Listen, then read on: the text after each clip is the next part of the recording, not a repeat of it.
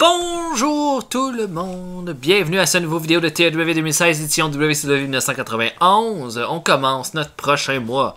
Notre prochain mois qui nous dirige vers le Great American Bash. Oui, qui s'en vient. Le Great American Bash qui est notre gros show pour l'été. On n'a rien pour le mois d'août, ce qui veut dire qu'on va avoir un Clash of the Champions au mois d'août. Au mois de septembre, Fall Brawl. Mois d'octobre, Halloween avec Battle Bowl au mois de novembre. J'ai bien hâte à Battle Bowl. Je sens qu'on va faire un événement complètement cinglé. Et Starcade pour terminer. Attendez-moi juste un instant. Faut que j'éteigne quelque chose.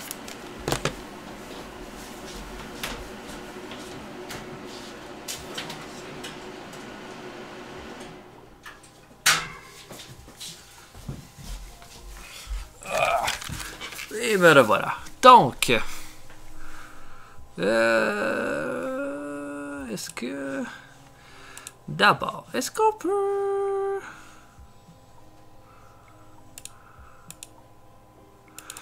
Bon, Power Hour.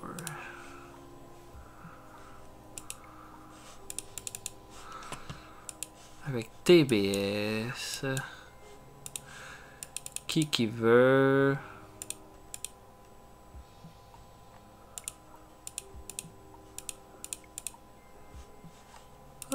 On pourrait avoir de quoi avec TBS. Pour avoir un peu de couverture au Japon. Mettons là pour notre gros show.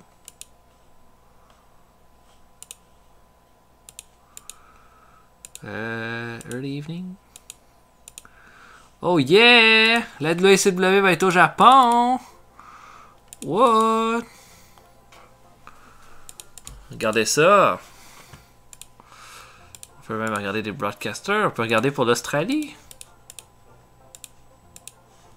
Non, personne en Australie. Au Canada, WGN. Ah, WGN qui ça pourrait être pour notre... pour Main Event. Non, ils veulent pas. Est-ce qu'ils voudraient pour... Power Hour? Non. Est-ce qu'il voudrait pour World Championship Wrestling? Non.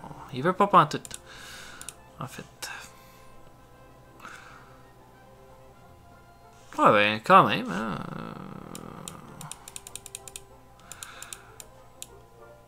C'est vrai qu'on a déjà de la visibilité au Canada. Fait qu'on n'en avait pas vraiment besoin. Mais, hey, on est à WCW rendu au Japon.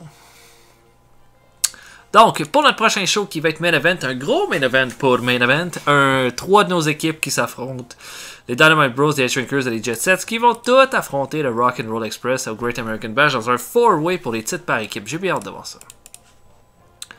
Mais on va avancer dans le temps.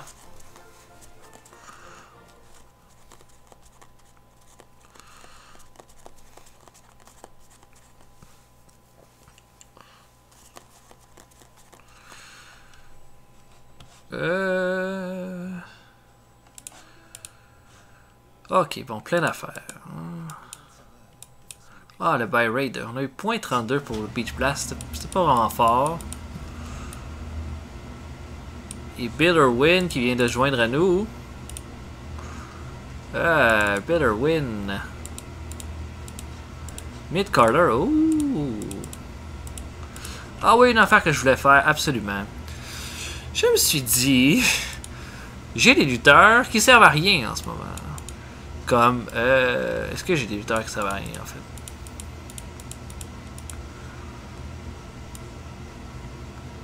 Je pensais prendre un lutteur qui sert pas à grand-chose, puis l'envoyer dans mon développement pour les entraîner. Genre Dutch Mantel. Oh, on va faire signer un contrat.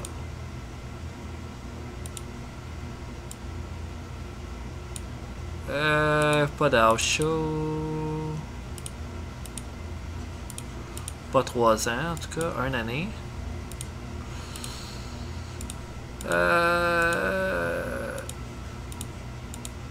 Tiens, oh là, j'ai ma fournaise qui vient de partir, là, je vais l'éteindre. Attention, ça sera pas là.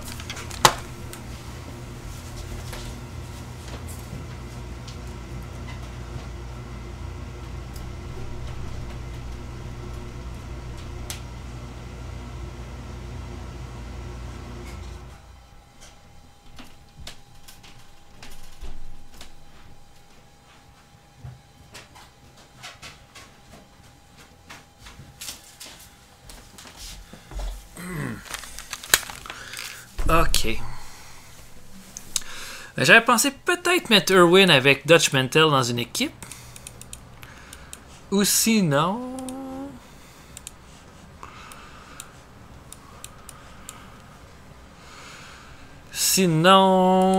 il pourrait être avec Mark Kyle, possiblement dans une équipe. Ça pourrait être bon, ça. Ça pourrait servir à mettre Kyle un petit peu over. Aussi. On va changer le nom de Mark Kyle pour son nom à la Smoky Mountain Wrestling. Killer Kyle. Il est pas là. On va regarder dans Mark Kyle.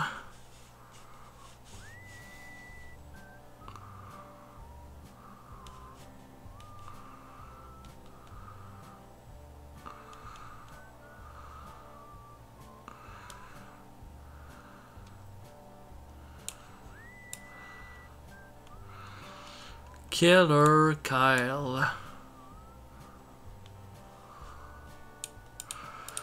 Oh yeah.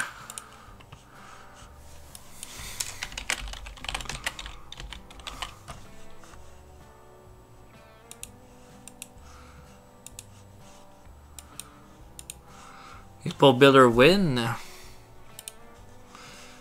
que je pourrais avoir une autre photo?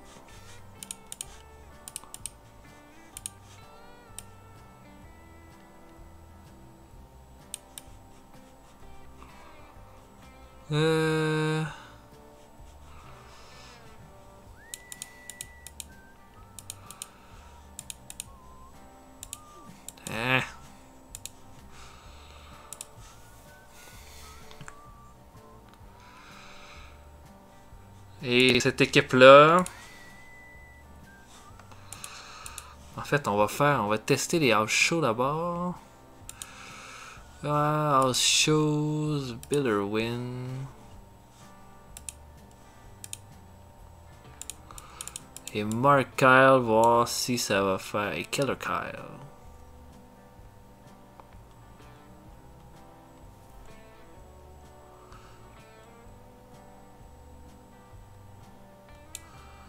Where are you? Où est Mark Kyle?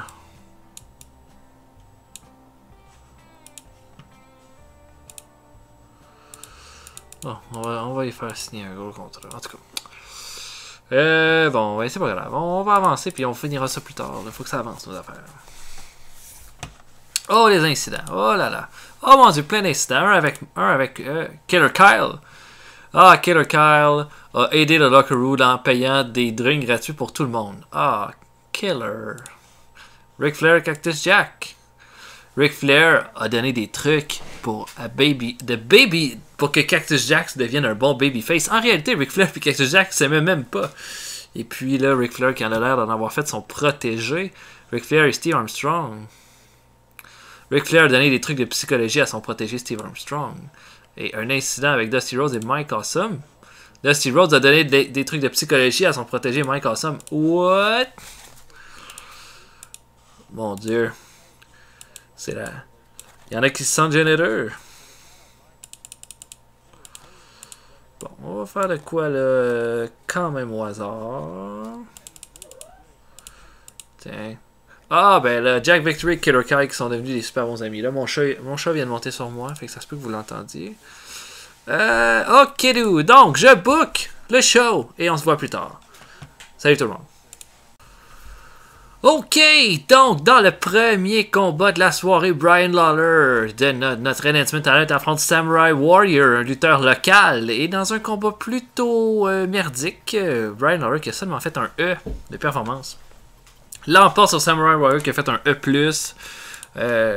Brian Lawler m'impressionne pas beaucoup depuis qu'il a demandé à revenir du développement. Non, il m'impressionne pas beaucoup en fait. Mais bon. En tout cas, on va voir ce que ça va donner. C'est rare qu'on a donné des victoires à Lawler depuis qu'on l'a ramené de toute façon. On va voir comment il va s'en sortir pour ça. Ranger Ross affronte Mike Awesome.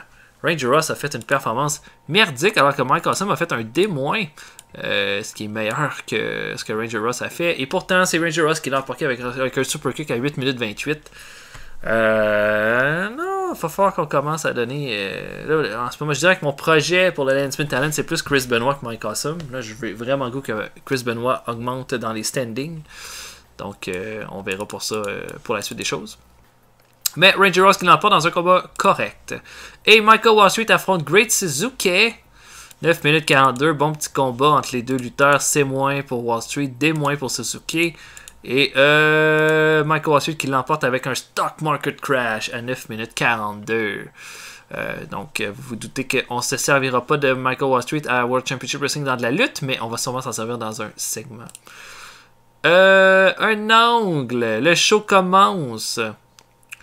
Et Dustin Rose rencontre Steven Regal en coulisses. Et puis Regal dit tasse-toi, laisse les vedettes passer. Et puis Dustin Rhodes décide de pas se tasser.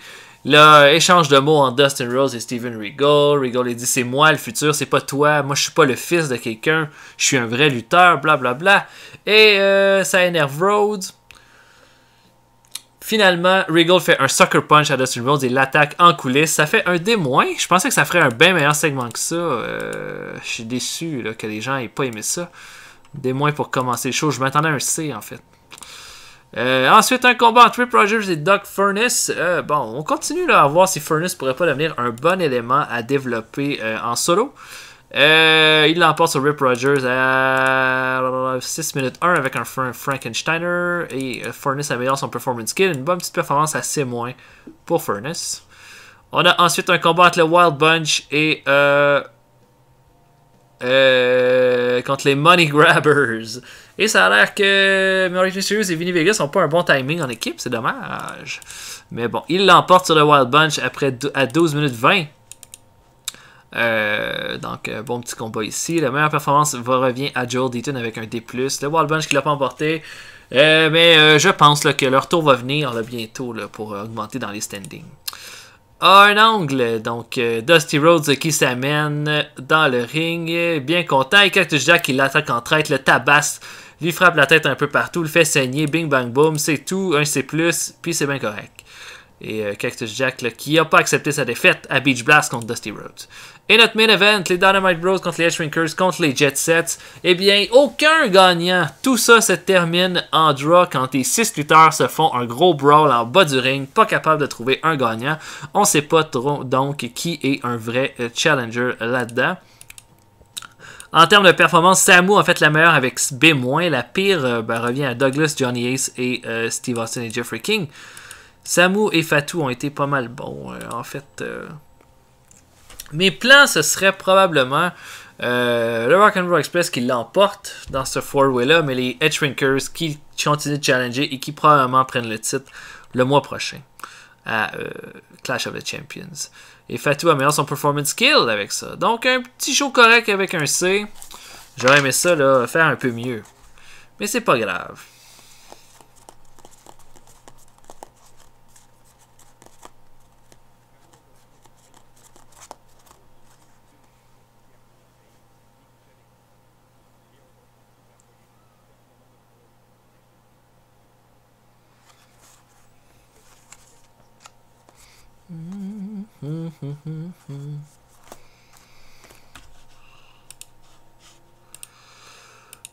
Ok, alors, selon Dusty Rhodes, Johnny Ace est en train de devenir un bon worker. Ah, c'est bon ça. Stan Hansen, son contrat se termine. Teddy Long, son contrat se termine. Et le Motor City Madman revient. Ouais. Gedo et Gedo qui accepte de signer avec nous. Bon, ben Stan Hansen, on va signer.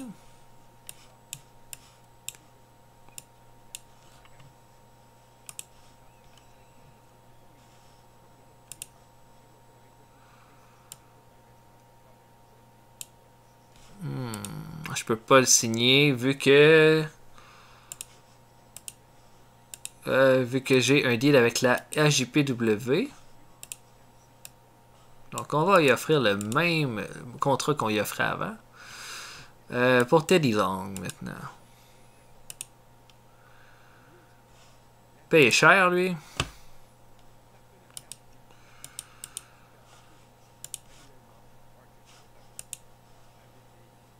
je serais payé 4900, fait 400$ de plus par mois. Moi, je vais le signer juste pendant un an.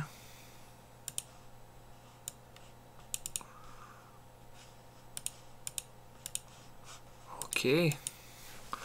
Et puis, donc, pour Power Hour, qu'est-ce qu'on va booker? Qu'est-ce que je vais bien booker? Et là, d'ailleurs, il va y avoir une vidéo qui va être faite après ça. Mais, à ce stade-ci, le prochain vidéo qu'on va faire, il va falloir qu'on trouve un nouvel adversaire pour Scott Steiner pour le titre des États-Unis.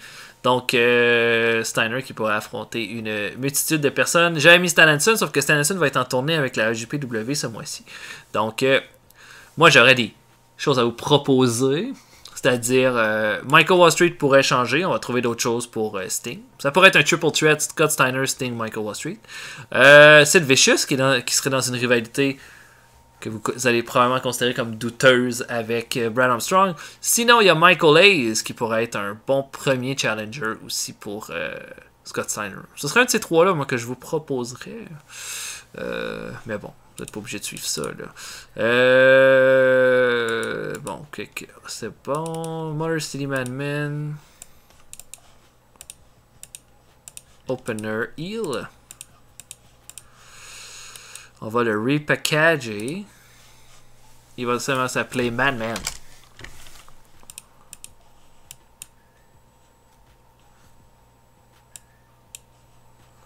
Et on va lui donner une gimmick.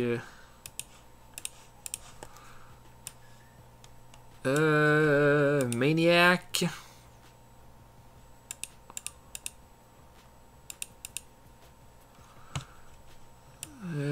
Mortal Enemy.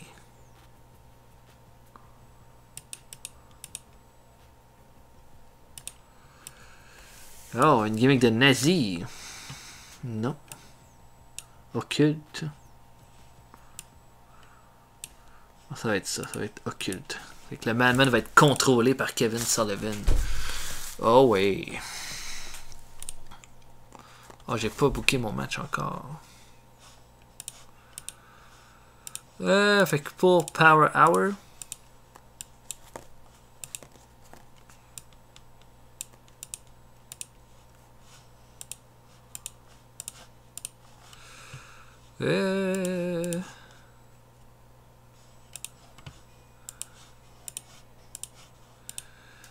Prendre Dance by V.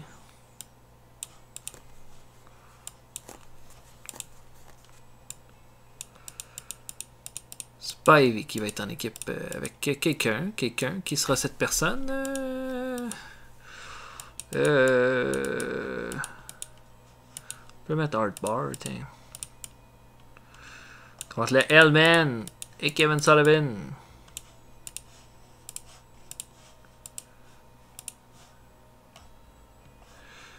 Alors, je sais pas trop si Art Bar c'est la meilleure personne. Il est quand même on va dire que c'est Art Bar. Là. Les Love Machines existent encore. Là. Mais disons que ils existent encore. Mais Eddie Guerrero qui va plus lutter solo pour les prochains mois.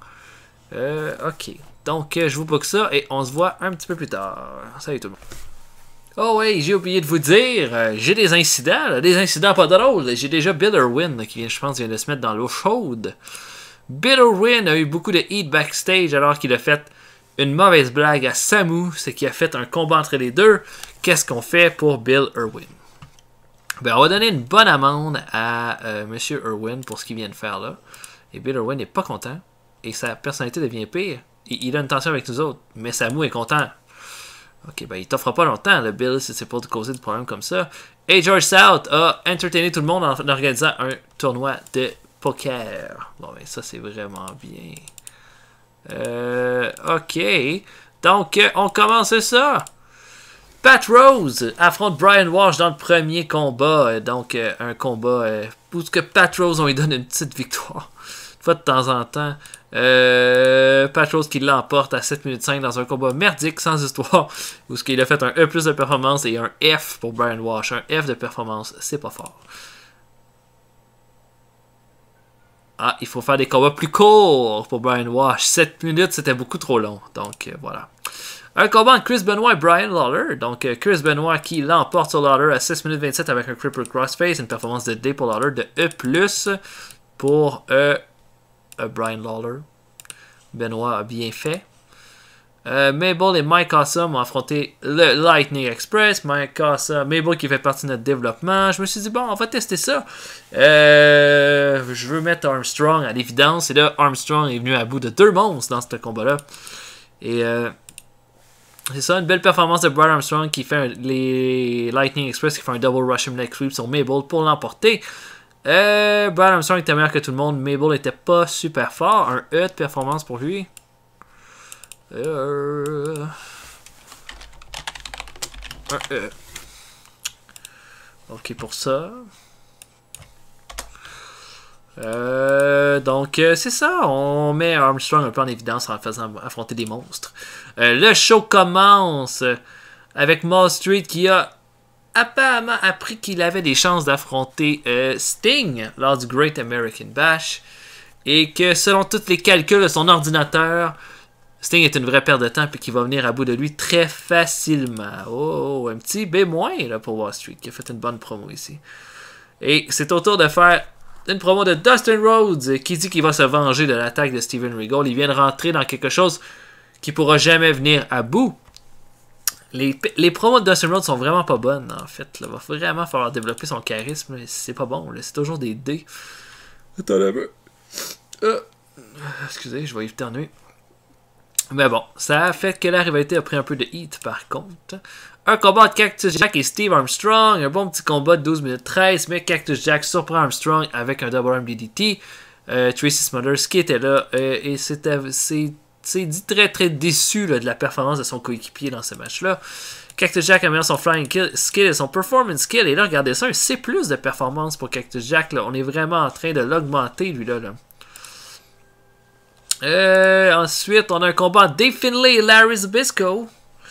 Bel beau petit match, là, une performance de B pour Zbyszko puis de D pour Finlay. Dustin Rhodes et Steven Regal étaient en bas du ring pour regarder leur coéquipier lutter. Ça finit en gros brawl avec Dustin Rhodes et Regal après le combat. Un B-, c'est quand même pas mal bon. On a une promo de Fatou et de Samu. Qui dit qu'ils exigent, en fait c'est Woman qui parle, puis qui dit qu'ils exigent un combat de championnat et que ce qui s'est passé à Main Event ne devrait pas être pris en considération. Ils sont la meilleure équipe du monde puis ils vont battre le Rock'n'Roll Express prochainement. Et notre Main Event, Dan Spivey et Hardbar contre Hellman et Kevin Sullivan. Bon petit combat qui a duré 15 minutes 55 entre les 4 lutteurs. Il y en a qui ont fait des bonnes performances. Spivey et Sullivan ont bien fait. Spivey et Hardbar ont une bonne chimie quand ils sont ensemble. Et puis, le combat est quand même assez serré, mais c'est ça, un gros lutteur, le Madman, fait son entrée et attaque Hardbar d'un bon punch. Et Sullivan fait le double stomp sur Hardbar pour la victoire. Spivey est furieux du résultat après le combat. Il veut continuer le massacre. Et on va continuer. Et le Madman a une nouvelle gimmick de occulte. Et ça là, le résultat a été moyen. Ok, donc voilà, le Madman est de retour à la WCW. Il le fait en s'alignant avec Hellman et Kevin Sullivan.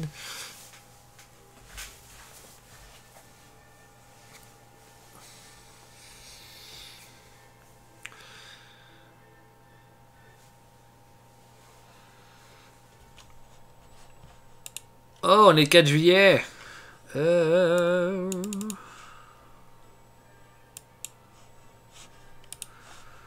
Bon, l'opinion de Bill Watts. Selon Bill Watts, Brian Armstrong ne connecte pas avec les fans. Buddy Lee Parker est devenu un heavyweight. Et Billy Black est pas content de son push. Bon, on va t'aider, Billy. Oh, et là, Bill Owen n'est pas content. Oh, ouais, hein. On va donner un petit bonus. Un autre petit bonus. Il va donner 3000 piastres, là, je donne pas plus. Oh, il est pas plus content. Oh, il est vraiment pas content. Ça se peut qu'il demande d'être libéré, en fait. Il aura pas duré longtemps, lui, là.